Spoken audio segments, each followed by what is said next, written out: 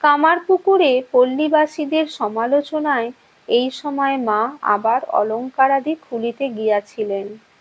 শ্রীরামকৃষ্ণ অমনি দেখা দিয়া বলিলেন, খুলো না, বৈষ্ণবতন্ত্র জানো?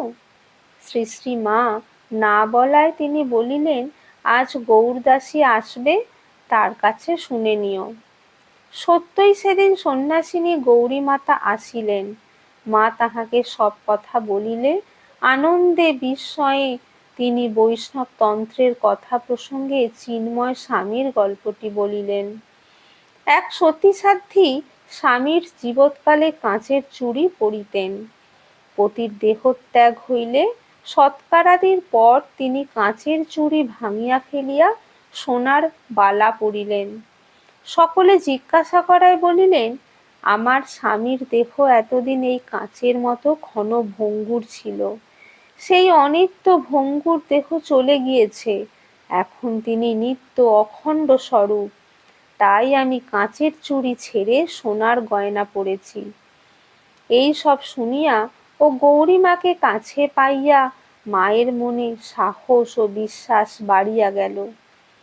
বিরহ ব্যথা অসহ্য হইয়া উঠিলে শ্রীরামকৃষ্ণ দর্শন দিয়া তাহার সকল দুঃখ দূর করিতেন। বাহিরের শূন্যতা সত্ত্বেও ভিতরের মাধুর্যে তাহার হৃদয় দিনে দিনে পূর্ণ হইয়া উঠিতেছিল। জননী শ্যামাসুন্দরী কন্যাকে জয়রামবাটি লইয়া গিয়া কাছে রাখিতে চাহিয়াছিলেন, কিন্তু মা কয়েকদিন মাত্র থাকিয়া চলিয়া আসেন।